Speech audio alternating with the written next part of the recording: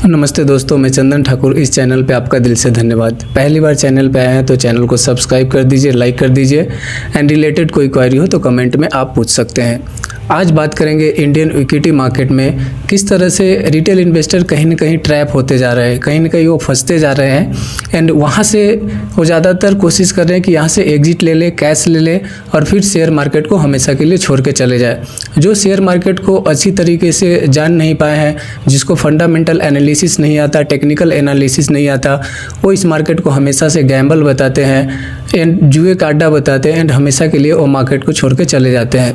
But real में ऐसा नहीं है। आपको स्टॉक मार्केट को समझने के लिए बहुत ऐसे पैरामीटर है जिसे आपको कहीं ना कहीं सीखने की ज़रूरत है एंड समझने की ज़रूरत है। कई बार दोस्तों रिटेल इन्वेस्टर ऑपरेटर के जाल में फंस जाते हैं। यहाँ पे ऑपरेटर का कहने का मतलब ये है दोस्तों कि 2000 करोड़ की कंपनी के नीचे अगर जो भी कंपनी 2000 करोड़ से नीचे की कंपनी है उसमें रिटेल इन्वेस्टर को कभी भी इन्वेस्ट नहीं करना चाहिए, क्योंकि उसके पास उतने अच्छे से नॉलेज नहीं होती उन कंपनियों को फंडामेंटल एनालिसिस करने के लिए एंड उन कंपनी को ग्रोथ पोटेंशियल को जानने के लिए। तो अगर आप ग्रोथ पोटेंशियल को नहीं जान रहे हैं एंड इंडियन इक्विटी मार्केट को अच्छी तरीके से नहीं समझ पा रहे हैं तो फिर आपको 2000 करोड़ की कंपनी यानी छोटे कंपनी में यानी माइक्रो कैप की कंपनी में इन्वेस्ट नहीं करना चाहिए, क्योंकि इसमें वोलेटिलिटी ज़्यादा होती है। अगर लार्ज कैप की कंपनी मान लीजिए 2% 2.5% गिरती है तो यहाँ पे 50% 60% इवन कि 90% तक क्रैश होता है, जैसे कि हमने कोविड-19। एंड तीसरी सबसे इम्पोर्टेंट जो तथ्य ये है कि जो रिटेल इन्वेस्टर होते हैं वो बियर मार्केट को समझ नहीं पाते एंड वहाँ पे अपने पैसे को निकाल लेते हैं, यानी स्टॉक से एग्जिट ले लेते हैं। जो कि उनके पोर्टफोलियो में अच्छे भी स्टॉक होते हैं वहाँ से भी वो एग्जिट ले लेते हैं। तो ऐसे में कहीं ना कहीं रिटेल इन्वेस्टर की मानसिकता को समझना बहुत ही ज़रूरी है एंड हमें स्टॉक मार्केट के सारी गतिविधियों को भी समझना चाहिए।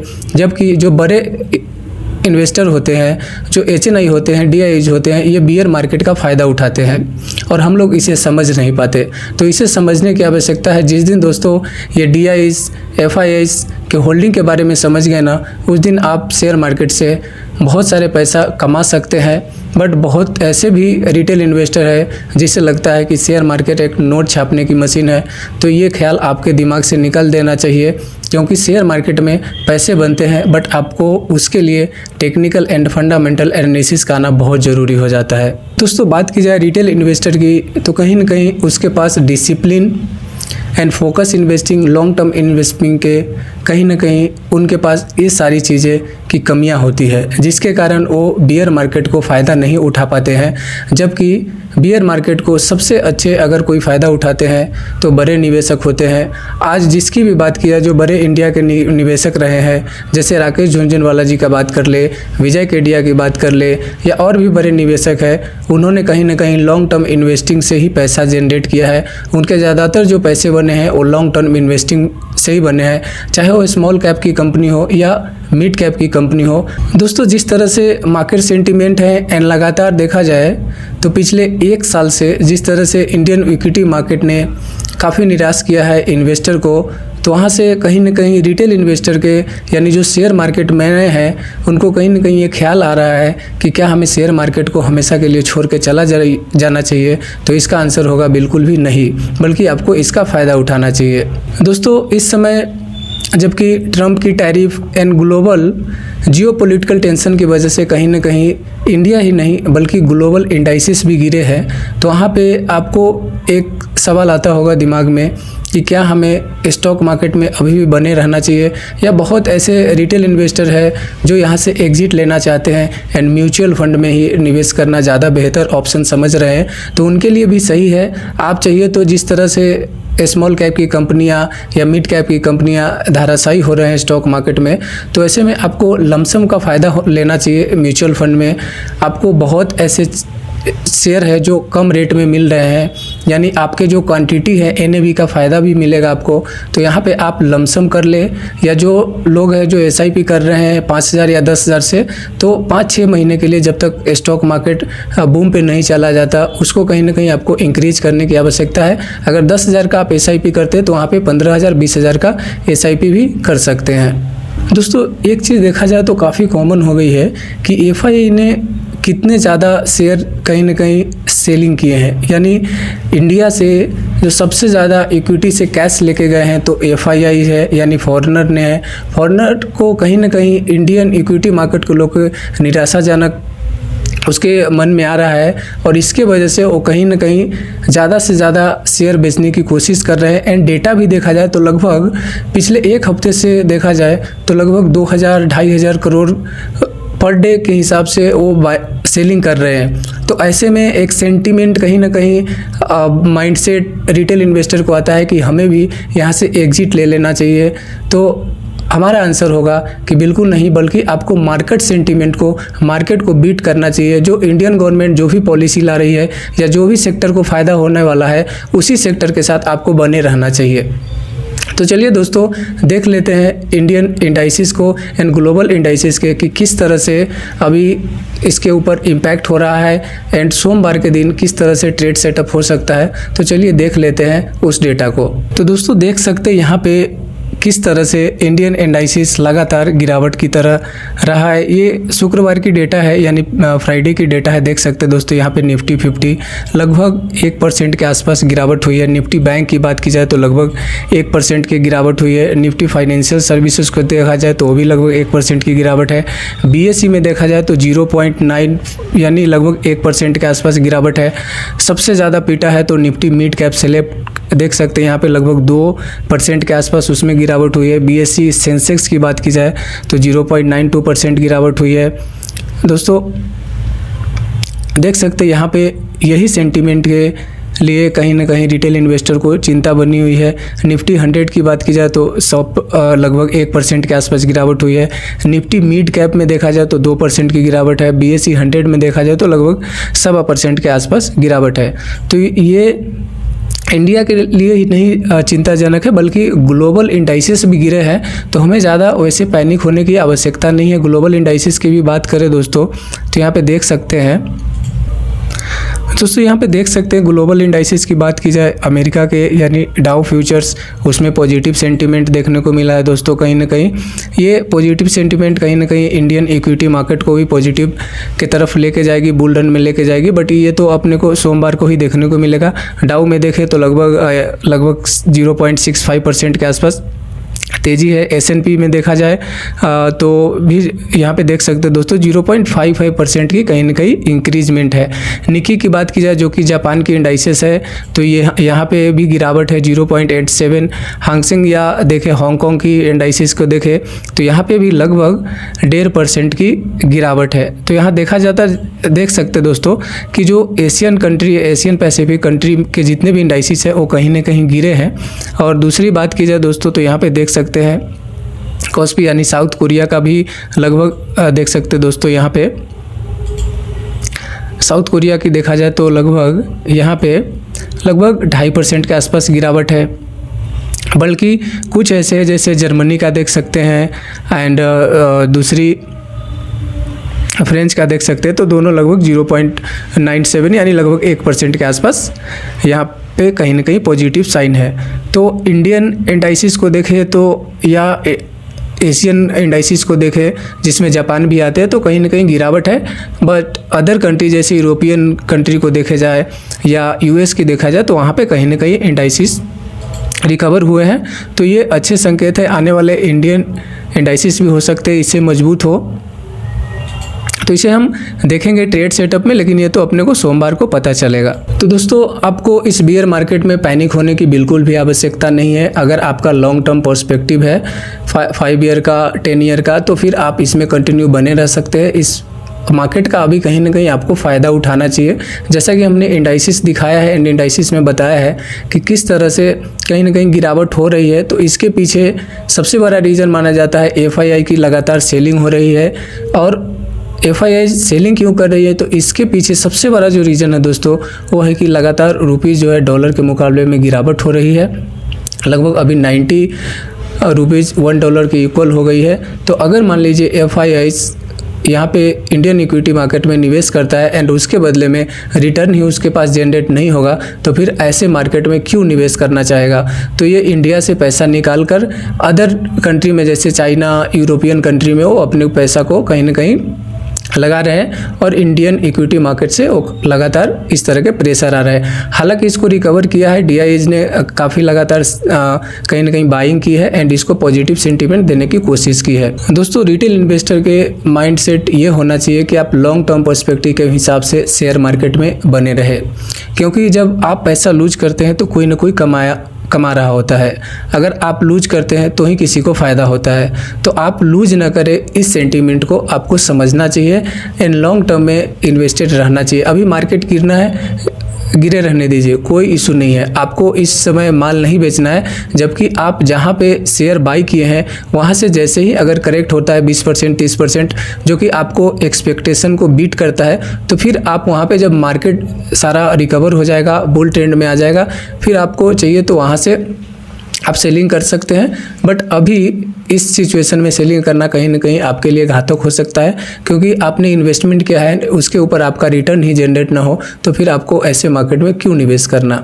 दोस्तों, सबसे बड़ी बात, जो बियर मार्केट अभी चल रही है एंड ट्रम्प के जो भी उन्होंने टैरिफ लगाया है, जैसे H1B वीज़ा एंड अभी तो एक फार्मा और IT के सेक्टर बचे हुए थे, बट फार्मा के सेक्टर पे भी उन्होंने 100% का टैरिफ लगा दिया है, जो कि ब्रांडेड कंपनी या जो पेटेंट कंपनी रखती है, तो उस कहीं ना कहीं इंडियन फार्मा सेक्टर को कहीं ना कहीं नुकसान पहुंचेगी। बट उन फार्मा सेक्टर को सबसे ज़्यादा नुकसान पहुंचेगी जो इंडिया में उसकी फैक्ट्री है, इंडिया से प्रोडक्ट जा रही है यानी एक्सपोर्ट हो रही है और अमेरिका में, तो उसके ऊपर 100% टैक्स लगेगा। लेकिन जो अगर मान लीजिए कोई इंडियन कंपनी है और अमेरिका में अपना सेटअप है, उसका प्लांट वहाँ पे है, काम वहाँ पे हो रहा है, प्रोडक्शन वहाँ पे हो रहा है और अमेरिका में भी अगर वो सेलिंग कर रही है, तो फिर उसके ऊपर टैरिफ नहीं लगेगा, चाहे वो इंडियन कंपनी ही क्यों ना हो। तो हमें ऐसे शेयर को ढूंढना है इस बियर मार्केट में जो ट्रम्प के टैरिफ से कहीं ना कहीं बचे हो, यानी जिसकी बिजनेस ज़्यादा से ज़्यादा डोमेस्टिक हो, एक्सपोर्ट के ऊपर डिपेंडेंट ना हो, US में ज़्यादा डिपेंडेंट ना हो, जो ज़्यादा इंडिया में ही बिजनेस करती है। तो दोस्तों, हमारे पास ऐसे 2 शेयर है जिसके ऊपर फोकस करेंगे एंड उसका फंडामेंटल एनालिसिस करेंगे कि किस तरह ये शेयर आपके लंबे टर्म में सबसे अच्छा रिटर्न जनरेट करके दे सकते हैं। तो चलिए उन स्टॉक का कर लेते हैं फंडामेंटल एनालिसिस। तो दोस्तों, देख सकते हैं यहाँ पे UNO मिंटा कंपनी को, ये लगभग यहाँ पे मार्केट कैप देखें तो 73,000 करोड़ यानी मिड कैप की कंपनी है और ये ऑटो इंसिलरी प्रोडक्ट बनाती है। इसका इंडिया में ही लगभग डोमेस्टिक यहाँ इनका 85% जो रिटर्न जनरेट होते हैं वो इंडिया से ही होते हैं। करेंट प्राइस की बात की जाए दोस्तों तो लगभग 1300 रुपये के आसपास ये अभी स्टॉक की प्राइस है। ROC की बात की जाए तो लगभग 18% है। डेट की बात की जाए तो दोस्तों यहाँ पे देख सकते हैं 0.43 यानी लगभग 0.50 से कम है, तो अच्छी है debt to equity ratio. Promoter की होल्डिंग देखा जाए तो लगभग यहाँ पे लगभग 69% के आसपास प्रमोटर का ही होल्डिंग है। तो इसी से आप अंदाज़ा लगा सकते हैं कि किस तरह से कंपनी का बिलीव है एंड उसके प्रमोटर को बिलीव है इसका पर्टिकुलर कंपनी के ऊपर। नेक्स्ट बात कर लेते हैं दोस्तों इनके और भी इम्पोर्टेंट रेशियो को। तो देख सकते हैं यहाँ पे 50 DMA एंड 200 DMA को, यहाँ पे आप जो येलो कलर की जो लाइनिंग देख रही है दोस्तों, ये आप 50 MA यानी DMA और जो ग्रे कलर की दोस्तों यहाँ पे लाइनिंग दिख रही है और 200 DMA यानी 50 DMA एंड 200 DMA की भी ऊपर है, यहाँ से कोशिश कर रही है नीचे की तरफ आने का। जब दोस्तों यहाँ पे आ जाए तो फिर आप इसे कंसीडर कर सकते हैं, इसे देख सकते हैं। चलिए और इम्पोर्टेंट डेटा को देख लेते हैं। तो यहाँ पे देख सकते हैं दोस्तों सेल्स में क्या बढ़ोतरी हुई है कंपनी को, तो यहाँ से ही पता चल जाता है कि कंपनी में आपको इन्वेस्ट करना चाहिए या नहीं करना चाहिए।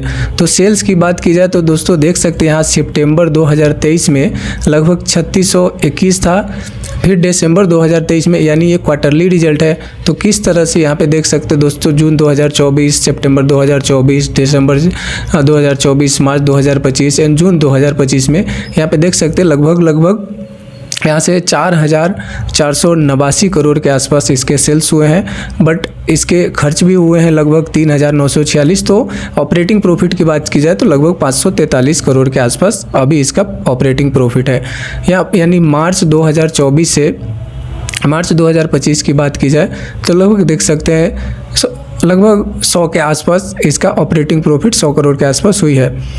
ओपीएम बात करें ऑपरेटिंग प्रॉफिट मार्जिन की, तो यहाँ पे देख सकते हैं लगभग 12% के आसपास। अगर ऑपरेटिंग प्रॉफिट दोस्तों फंडामेंटल एनालिसिस में देखना ये सबसे ज़्यादा इंपॉर्टेंट हो जाता है कि फंडामेंटल एनालिसिस करे किसी कंपनी का।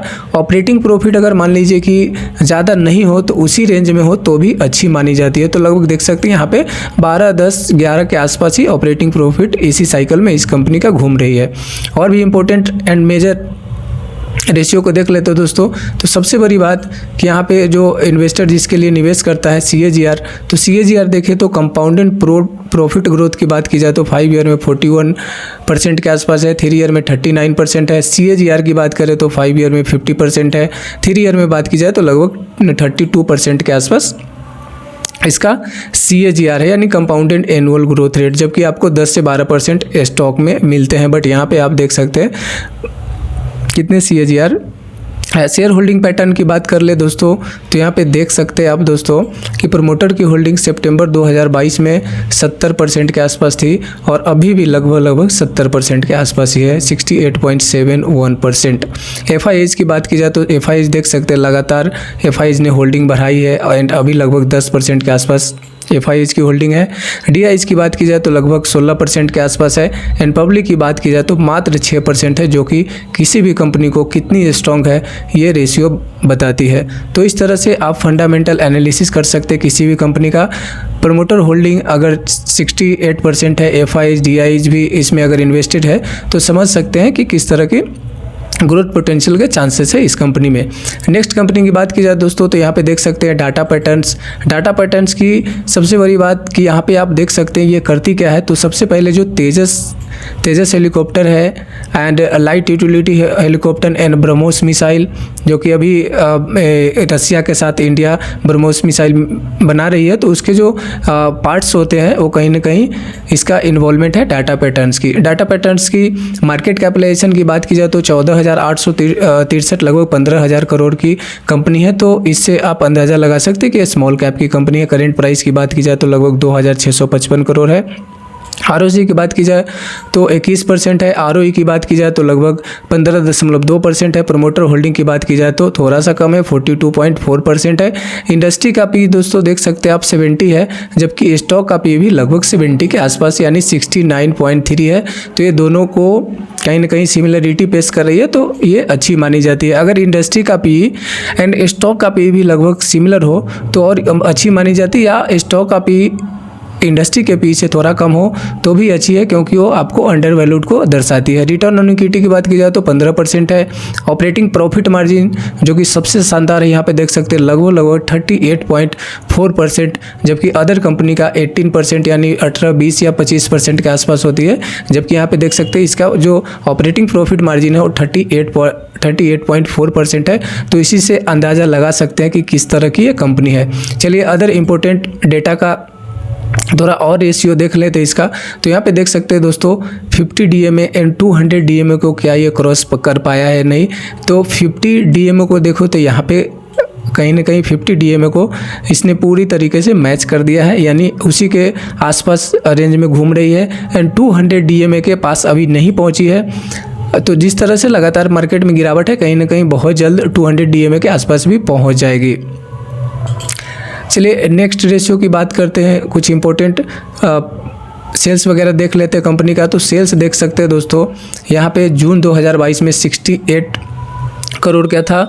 मार्च 2025 में देख सकते हैं दोस्तों लगभग 400 करोड़ का, मतलब कितने तेज़ी से इसका सेल्स बढ़ा है। एंड ऑपरेटिंग प्रॉफिट का बात करें तो लगभग 32% इस ट्रेलिंग मंथ में है, बट मार्च 2025 की बात की जाए तो लगभग 38% के आसपास इसका है। डिप्रिसिएशन की बात की जाए दोस्तों तो डिप्रिसिएशन भी कुछ बढ़ नहीं रहा है। मार्च 2024 में 7 करोड़ था, जो कि अभी घट के माइनस यहाँ पे देख सकते हैं लगभग 5 करोड़ के आसपास हो गई है। तो डिप्रिसिएशन भी ज़्यादा नहीं है, यहाँ तक तो ओके है। नेट प्रॉफिट की बात की जाए कंपनी की तो लगभग देख सकते हैं दोस्तों जून 2022 में, यहाँ पे देख सकते हैं दोस्तों जून 2022 में 14 करोड़ नेट प्रॉफिट थी। तो 2022 से 2025 तक 114 करोड़ नेट प्रॉफिट बढ़ चुकी है कंपनी का। तो इसी से आप अंदाज़ा लगा सकते हैं कि कितनी स्ट्रॉन्ग कंपनी है एंड इसमें आपके रिटर्न अच्छे जनरेट हो पाएंगे या नहीं। तो इसको समझते हैं दोस्तों प्राइस CAGR यानी कंपाउंडेड एनुअल ग्रोथ रेट। तो यहाँ पे देख सकते हैं दोस्तों 3 ईयर का यहाँ पे डेटा है, 3 ईयर में 34% दिया है। एंड इस साल जबकि कोई भी अच्छी से अच्छी कंपनी भी पिछले 1 साल से देखा जाए तो अच्छा CAGR किसी का भी नहीं रहा है, क्योंकि निफ्टी ने ही उतने अच्छे प्रदर्शन नहीं किए हैं। कंपाउंडेड प्रॉफिट ग्रोथ की बात की जाए तो 10 ईयर में देख सकते हैं 56% है, 5 ईयर में 59% है, 3 ईयर में 32% है एंड इस मंथ की बात की जाए तो लगभग 14% के आसपास है। तो इस तरह से देख सकते हैं दोस्तों कि किस तरह से कंपनी कहीं ना कहीं फंडामेंटली काफ़ी स्ट्रॉन्ग कंपनी है। अगर इस तरह के कंपनी में अगर आपका इन्वेस्टेड है तो फिर आपका मार्केट कैसा भी मूवमेंट हो, किस भी तरह का मूवमेंट हो, फिर भी आपका रिटर्न जनरेट होते हैं। तो दोस्तों जैसा कि हमने 2 कंपनी को फंडामेंटल एनालिसिस किए हैं एंड आपको बताया है कि उस कंपनी में किस तरह से आप स्ट्रेटजी बना सकते हैं एंड फोकस में रख सकते हैं। मेरा कोई भी बाइंग या सेलिंग का रिकमेंडेशन नहीं है, बशर्ते आपको इसका फंडामेंटल एनालिसिस खुद करना चाहिए। एंड कोई भी आप स्टॉक में बाइंग या सेलिंग करते हैं तो आप फाइनेंशियल एडवाइज़र को बता के ही करें। उम्मीद करता हूँ दोस्तों ये वीडियो पसंद आई होगी। मिलते हैं नेक्स्ट वीडियो में, तब तक के लिए धन्यवाद, गुड बाय।